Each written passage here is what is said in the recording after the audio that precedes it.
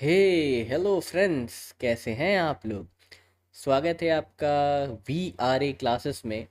And हम लोग we are A classes आ गए हैं, आपका दोस्त आपका साथी C H S B H U exam की तैयारी में। और ये एसिड बेसिस एंड सॉल्ट का सेकेंड पार्ट है, जिसमें मैं 10 क्वेश्चंस लेके आया हूँ। 10 एकदम तगड़े तगड़े क्वेश्चन हैं। एक क्वेश्चन से आपको 2-3 क्वेश्चंस के बारे में ज़रूर आइडिया हो जाएगा कि किस टाइप का क्वेश्चन आ सकता है। तो चलिए बिना किसी देरी के हम लोग ये शुरू करते हैं। सबसे पहला क्वेश्चन है मेरे पास कि an aqueous solution of which of the following will turn phenolphthalein indicator pink. ठीक है, देखिए सबसे पहले तो एक बात जानिए कि ये जो पेनॉक्सिलिन जो इंडिकेटर है, ये सिर्फ बेस को मतलब कि रिप्रेजेंट करके कलर चेंज कर देगा। ठीक है, ये सिर्फ बेस से रिएक्ट होने के बाद, बेस के कांटेक्ट में आने के बाद ये कलर चेंज होता है। और कलर किस में आता है? पिंक में आता है। तो हमें देखना पड़ेगा कि इसमें से बेस कौन है। अब ये चारों जो है ना, ये चारों नहीं एसिड है नहीं बेस है। ये सब क्या है कि ये सब सॉल्ट है एसिड और बेस के रिएक्शन का। तो आपको याद होगा कि मैंने बताया है लास्ट वीडियो में, इस बार फिर से बता देता हूँ कि अगर एसिड प्लस बेस का रिएक्शन हो रहा है तो बनता है सॉल्ट। लेकिन वही अगर स्ट्रॉन्ग एसिड है प्लस स्ट्रॉन्ग बेस है तो सॉल्ट मेरा न्यूट्रल सॉल्ट बनेगा। वही अगर स्ट्रॉन्ग एसिड है प्लस वीक बेस है तो मेरा एसिडिक सॉल्ट बनेगा। ठीक है, जो सॉल्ट बनेगा वो कैसा बनेगा? एसिडिक बनेगा। वही अगर वीक एसिड है प्लस स्ट्रॉन्ग बेस है तो मेरा बेसिक सॉल्ट बनेगा। तो पेनॉक्सिलिन जो है ना, फेनोल्फथेनिल बेसिक सॉल्ट में क्या देगा? पिंक कलर देगा। तो हमको सेलेक्ट करना पड़ेगा इसमें से कि कौन सा बेसिक सॉल्ट है। ठीक है, तो आइए निकालते हैं। तो KCl किससे बना होगा? KOH और HCl। ठीक है, ये दोनों स्ट्रॉन्ग स्ट्रॉन्ग है तो इसका सॉल्ट कैसा हो जाएगा? न्यूट्रल हो जाएगा।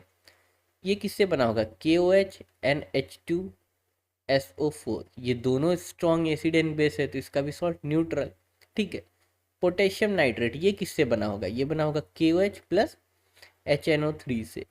ये स्ट्रॉन्ग बेस स्ट्रॉन्ग एसिड तो क्या हो गया यहाँ पे? न्यूट्रल। लेकिन K2CO3 बना है KOH प्लस H2CO3 से। This is strong base and this is weak acid representing basic salt. ठीक है, तो आई होप आपका ये वाला क्वेश्चन का आंसर क्लियर हो गया। इसका हम जाएंगे ऑप्शन नंबर सी के साथ। तो चलिए आगे बढ़ते हैं। देखिए बहुत ही अच्छा क्वेश्चन है, एकदम सिंपली ये सॉल्व हो जाएगा। क्वेश्चन में कह रहा है कि 10 ml of NaOH solution is found to be completely neutralized by 8 ml of a given HCl solution. और कह रहा है कि अगर मेरे पास 20 ml NaOH का अगर सॉल्यूशन है तो उसको न्यूट्रलाइज करने के लिए कितना HCl चाहिए। देखिए रिएक्शन क्या है कि NaOH है प्लस HCl है, और ये क्या दे रहा है? कंप्लीट अगर न्यूट्रलाइजेशन रिएक्शन हो रहा है तो दे रहा है NaCl प्लस H2O। यहाँ पर बाबू 1 mole of NaOH 1 mole of HCl से रिएक्ट करके 1 मोल ऑफ सॉल्ट दे रहा है। ठीक है, ये है मेरा कंप्लीट न्यूट्रलाइजेशन रिएक्शन।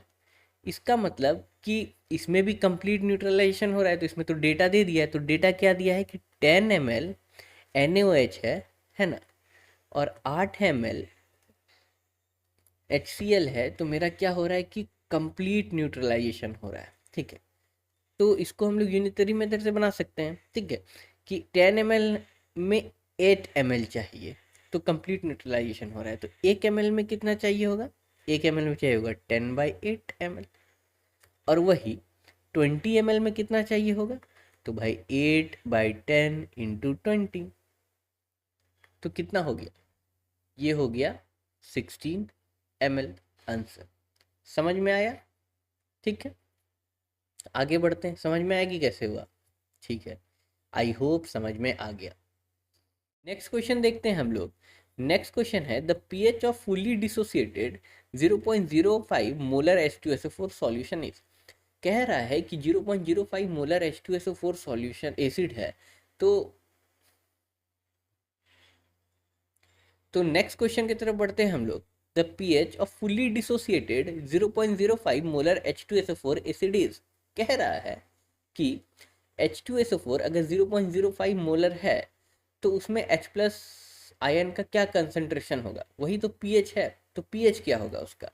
तो देखिए कि H2SO4 जब टूटता है तो किस में टूटता है, H प्लस में प्लस SO4 2 माइनस में, इसको हम बैलेंस कर लेंगे। तो मतलब कि 1 मोल H2SO4 है तो कितना दे रहा है, 2 मोल H प्लस आयन का कंसंट्रेशन दे रहा है। जब 1 मोल में 2 मोल H प्लस आयन का कंसंट्रेशन है तो 0.05 में कितना होगा, तो गुना करेंगे इसको। जैसे ही इसको गुना कीजिएगा तो आंसर आएगा 0.05 and this is the pH of 0.05 molar H2SO4 when dissociated fully. ठीक है, क्यों बाबू, क्योंकि देखो यहाँ पे कि अगर 1 मोल है तो 2 दे रहा है ना, जब 1 में 2 दे रहा है तो 0.05 में कितना देगा, उससे गुना कर देंगे, है ना। ये सिंपल डिवीजन है जो हम लोग पढ़ते थे जूनियर क्लासेस में। ठीक है, आगे बढ़ते हैं। देखिए नेक्स्ट क्वेश्चन है, the pH of any solution is 3, hydroxide ion concentration of this solution in moles per litre. ठीक है, देखिए बहुत ही अच्छा क्वेश्चन है, इसको आप समझिएगा आराम से। देखिए सबसे पहले हम लोग जानेंगे कि ये आपको याद है कि नहीं याद है। ठीक है, pH प्लस POH होता है 14। ठीक है, अब इसमें से आपको pH दिया हुआ है, pH कितना दिया हुआ है, 3 दिया हुआ है, तो अब हम POH उससे निकाल सकते हैं।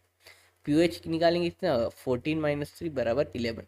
अब ये मेरा POH जो है ना 11 आया है, लेकिन हमसे मांगा क्या है पता है, ये जो POH में ये जो OH माइनस है ना, ये OH इसका कितना कंसंट्रेशन है, वो भी मोल्स पर लीटर में। ठीक है, तो POH का फॉर्मूला होता है माइनस लॉग बेस 10 और OH माइनस। हमसे आंसर में ये वैल्यू मांग लिया है।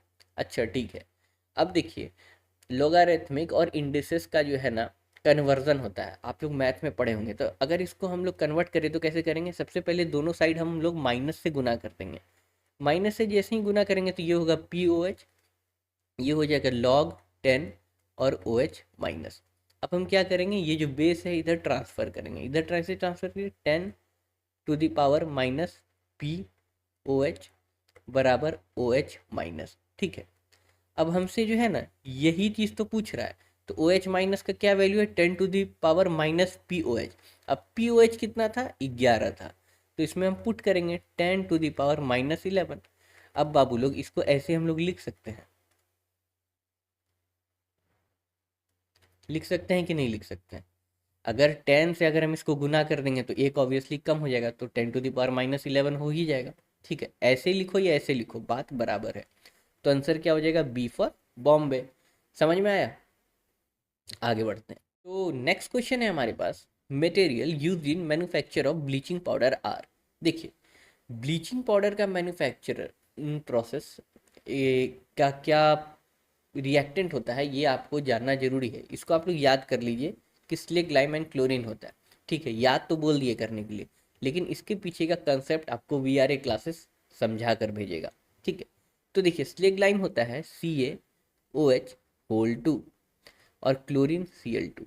जब ये दोनों को रिएक्ट कराते हैं तो हमारा बनता है CaOCl। इसको बोलते हैं हम लोग कैल्शियम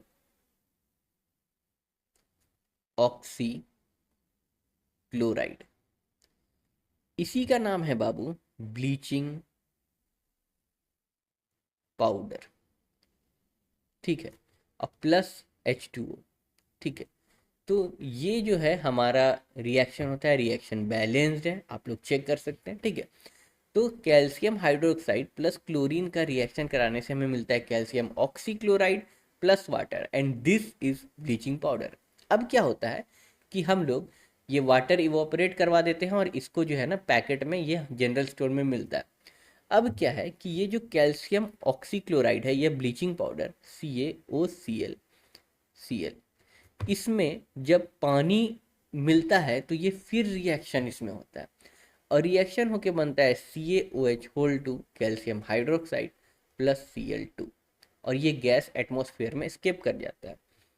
जहाँ भी ब्लीचिंग पाउडर आपको छिड़का हुआ मिलेगा वहाँ पे आपको एक पंजेंट चोकिंग स्मेल आपको परसीव होता है, तो वो कुछ नहीं रहता है, वो क्लोरीन होता है। और ये क्लोरीन जो है ना तुरंत बनता है, ठीक है, ये तुरंत बनता है, जिसको हम लोग कहते हैं नेसेंट क्लोरीन। ठीक है, इसको हम ठीक से लिख देते हैं, नेसेंट क्लोरीन एटम्स। ये जो नेसेंट क्लोरीन होता है ये हाईली रिएक्टिव होता है, जिसके वजह से इसको एज ए डिसइंफेक्टेंट यूज़ किया जाता है, जहाँ पे ये दाग वाग और गंदगी सब जो है वो मिटा देता है। ठीक है, तो यही क्लोरीन गैस ऐसे लिबरेट होता है और वहाँ पर ये काम करता है। ठीक है, तो this is the reaction for using bleaching powder, that how it works. And formation के लिए क्या है, CaOH whole two plus Cl2 give CaOCl Cl plus H2O। ठीक है, चलिए आगे बढ़ते हैं।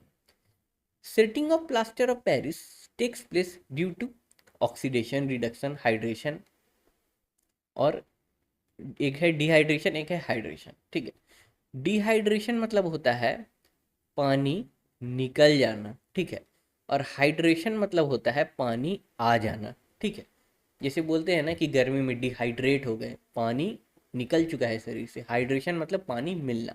ठीक है, तो अब देखिए इसका रिएक्शन हम बताएंगे, आप लोग समझ जाइएगा।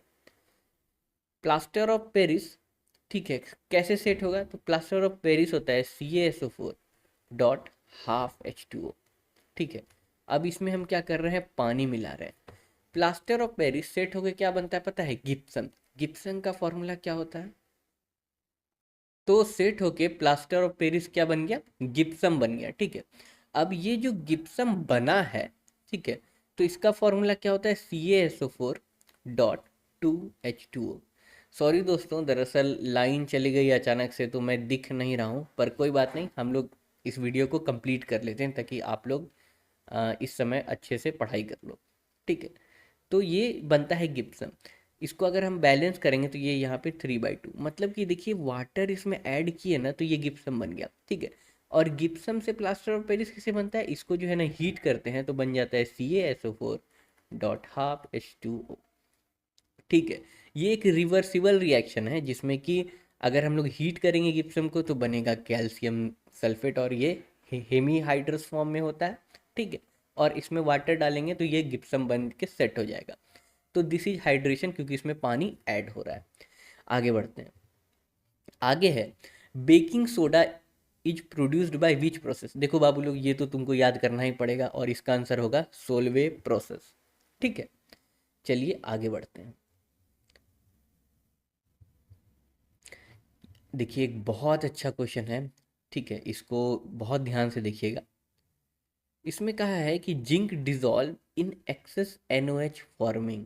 ठीक है, देखिए सबसे पहले जिंक का रिएक्शन NaOH के साथ। ठीक है, जिंक जो है ना एक एम्फोटेरिक मेटल है, मतलब कि ये बेस और एसिड दोनों के साथ रिएक्ट करता है। ठीक, अब भाई ये रिएक्ट कैसे करेगा, तो जिंक जो है ना NaOH के एक्वस सॉल्यूशन में रिएक्ट करता है, मतलब कि NaOH जो है ना वाटर के साथ है इसमें। ठीक है, अब NaOH जैसे ही वाटर में जाता है तो डिसोसिएट होके बन जाता है Na प्लस और OH माइनस। ठीक है, अब क्या होता है कि जैसे ही ये डिसोसिएट करके ये Na प्लस और OH माइनस बना, तो अब ये जिंक जो है ना ये हाइड्रोक्साइड आयन के साथ रिएक्ट करता है। ठीक है, तो पहला केस हम लेंगे कि मेरे पास लिमिटेड NaOH है। ठीक है, यहाँ पर एक्सेस बोला है, पहले हम लिमिटेड करेंगे। क्यों करेंगे तो देखिए समझ में आ जाएगा। तो Zn क्या किया कि इससे रिएक्ट किया। ठीक है, इससे रिएक्ट किया in the presence of water. ठीक है, पानी तो है ही, तो ये बनता है जिंक हाइड्रोक्साइड, और यहाँ पे वाटर जो है ना, सॉरी, यहाँ पे हाइड्रोजन गैस लिबरेट कर जाता है। ठीक है, तो अब हम लोग इसको क्या करेंगे, बैलेंस कर लेंगे। तो रिएक्शन क्या हो गया, बैलेंस हो गया, मतलब कि in limited NaOH zinc will react with OH minus of sodium, और ये जिंक हाइड्रोक्साइड बनाएगा और हाइड्रोजन गैस लिबरेट हो जाएगा। ये जिंक हाइड्रोक्साइड जो है ना प्रेसिपिटेट कर जाता है जिलेटिनस वाइट प्रेसिपिटेट, ये क्या होता है, कलर देता है। ठीक है, अब क्या हो गया, लिमिटेड में ये हो गया, रिएक्शन हो गया। अब हम क्या करेंगे, पहले ये रिएक्शन आपको यहाँ पे हम लिख देते हैं, Zn plus H2O gives zinc hydroxide plus hydrogen gas. ये बैलेंस हो गया। अब क्या हुआ कि इसमें और हम NOH डालें, इसमें क्या किया हम और NaOH डालें, ठीक है। अब जैसे ही इसमें और हम NaOH डालेंगे तो जिंक हाइड्रोक्साइड जो है ना, जिंक हाइड्रोक्साइड क्या बनाएगा ना कि एक कम्प्लेक्स आयन का फॉर्म ले लेता है जिसका नाम होता है जिंक ZnOH होल 4 2 माइनस। इसका नाम है टेट्रा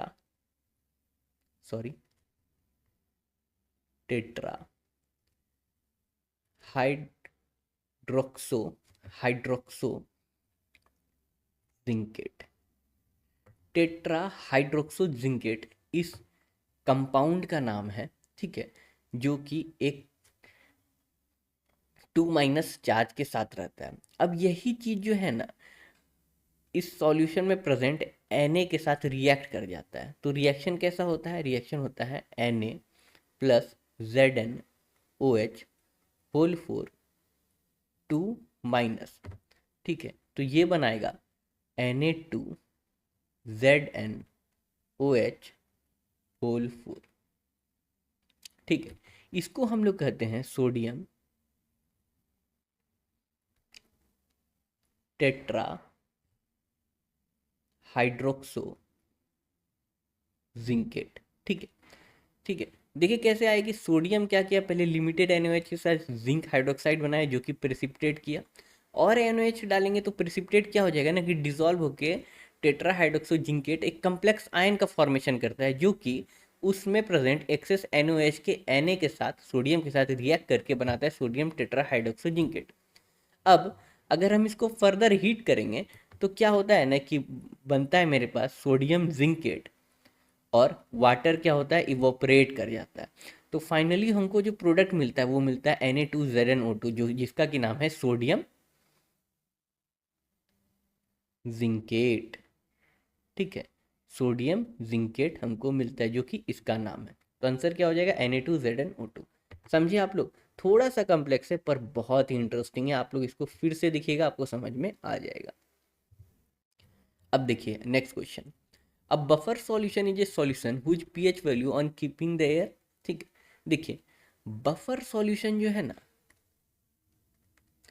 हमेशा दो या ज़्यादा कंपाउंड से बना हुआ रहता है जिसमें कि एक एसिड रहेगा या बेस रहेगा और एक उसका सॉल्ट रहता है, ठीक है।